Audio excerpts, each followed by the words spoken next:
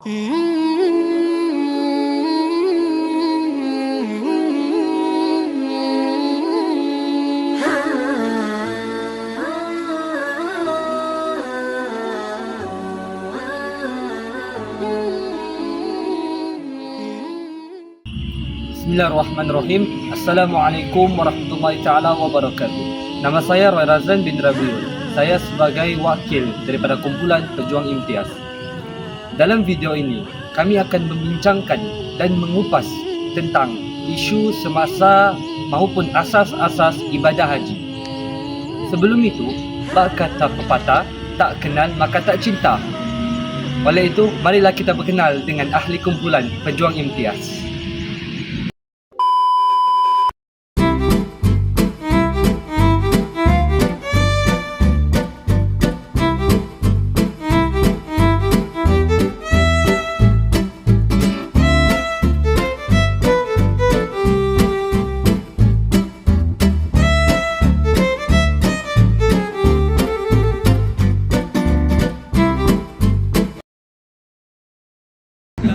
Haji dari segi bahasa bermaksud mengunjungi tempat mulia, dan dari segi istilah pula bermaksud mengunjungi Baitullah Al-Haram di Mekah pada masa tertentu untuk menunaikan ibadat tertentu dengan syarat-syarat tertentu. Haji juga adalah merupakan salah satu rukun Islam yang 5, yang dimana setiap umat Islam perlu melaksanakannya, dan wajib lelaki maupun perempuan yang berkemampuan untuk melakukannya, dan ia dilakukan sekali seumur hidup. Dalam firman Allah Subhanahu wa taala surah Al-Baqarah ayat 169 yang mengatakan, A'udzu billahi minasyaitonir rajim, wa atimmul hajja wal umrata lillah. Shadaqallahul azim. Dan bermaksud dan sempurnakanlah ibadah haji kamu dan umrah kerana Allah Subhanahu wa taala. Baiklah, haji mempunyai 6 rukun. Yang pertama, niat ihram haji.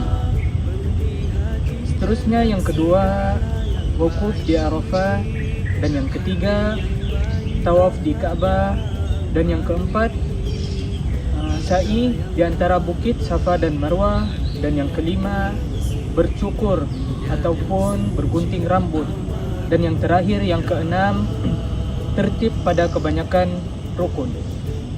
Rukun haji ialah perkara yang perlu mesti dilakukan oleh jemaah haji ketika mengerjakan haji.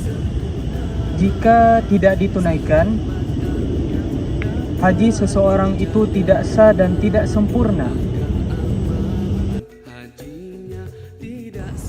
Antara syarat-syarat haji ialah: pertama, Islam; kedua, balik; ketiga, berakal; keempat, merdeka; dan yang terakhir sekali ialah mampu, yakni berkemampuan dari segi fizikal, mental, dan keuangan.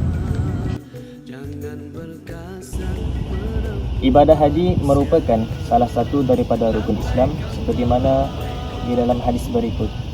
An Abi Abdurrahman Abdullah bin Umar bin Khattab radhiyallahu anhuma qala sami'tu Rasulullah sallallahu alaihi wasallam yaqul bunyal Islamu ala khamsin syahadati an la ilaha illallah wa anna Muhammadan Rasulullah wa iqamis shalah wa ita'iz zakah wa hajjil bait wa shaumi Ramadan. Hadis rawahul Bukhari wal Muslim, yang bermaksud daripada Abu Abdurrahman Abdullah bin Umar radhiyallahu anhuma berkata bahawasanya aku telah mendengar Rasulullah sallallahu alaihi wasallam bersabda, Islam itu didirikan di atas 5 perkara. Yang pertama, menyaksikan tiada Tuhan selain Allah dan bahawasanya Muhammad itu Rasulullah, mendirikan salat, mengeluarkan zakat, mengajarkan haji ke Baitullah, dan berpuasa di bulan Ramadan. Hadis riwayat Bukhari dan Muslim. Dalil dari Al-Quran berkenaan dengan kewajiban melaksanakan ibadah haji daripada surah Ali Imran ayat 97. A'udzu billahi minasyaitonir rajim.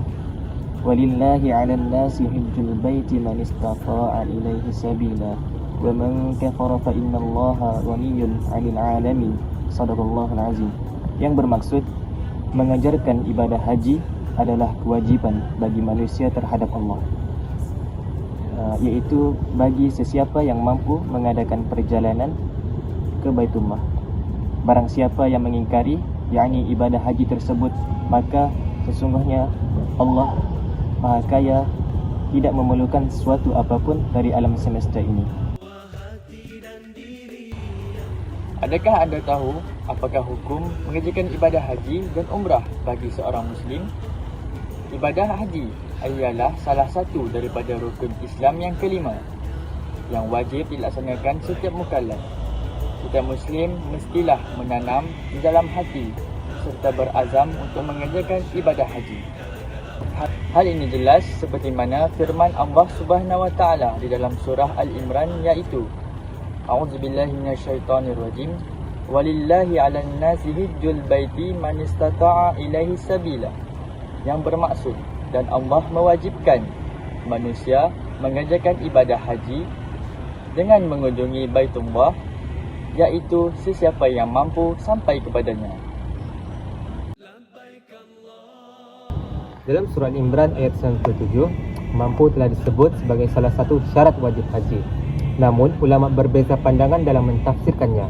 Mari kita lihat 4 pandangan mazhab tentang perkataan mampu ini.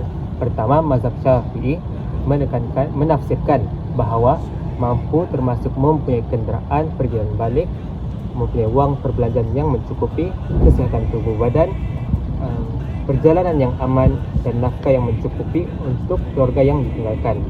Kedua, mazhab Hanafi pula hampir sama dengan mazhab Syafi'i, namun menambah bahawa wanita perlu ada mahram untuk dirinya digelar mampu. Ulama Maliki menekankan bahawa mampu termasuk tidak menyusahkan diri secara berlebihan. Sebagai contoh, seseorang menjual rumah atau berhutang berat untuk menunaikan ibadah haji, maka dirinya tidak termasuk dalam mampu. Maka ibadah haji itu tidak wajib baginya. Ulama Maliki lebih menekankan maslahat dan permasalahan fizikal. Keempat, mazhab Hanbali sama seperti mazhab Syafi'i, namun menekankan bahawa ibadah haji itu perlu disegerakan, yakni jika tidak punya sebab untuk menangguhkannya secara syar'i. Kesimpulannya, ulama bersepakat bahawa mampu merupakan salah satu syarat wajib haji, namun berbeza pandangan dalam mentafsirkannya. Baiklah, seterusnya kita beralih kepada isu semasa untuk jemaah haji dan cadangan strategik yang boleh kita ambil untuk dijadikan sebagai langkah untuk menangani isu kita. Baik, bersama kita sekarang ada M-Syar untuk kita bincangkan cadangan kepada isu yang kita alami, khususnya jemaah haji yang ada di Malaysia. Baik M-Syar, seperti yang kita tahu, konflik peperangan di Asia Barat telah membuatkan banyak jemaah haji berasa bimbang dengan perkara ini, seperti mana yang telah dinyatakan dalam bernama TV. Oleh itu, apakah pendapat M-Syar tentang isu ini? Baiklah, terima kasih dengan soalan tersebut. Bagi pandangan saya, isu ini adalah salah satu isu yang global, bukan hanya sekadar berlaku di Asia Barat.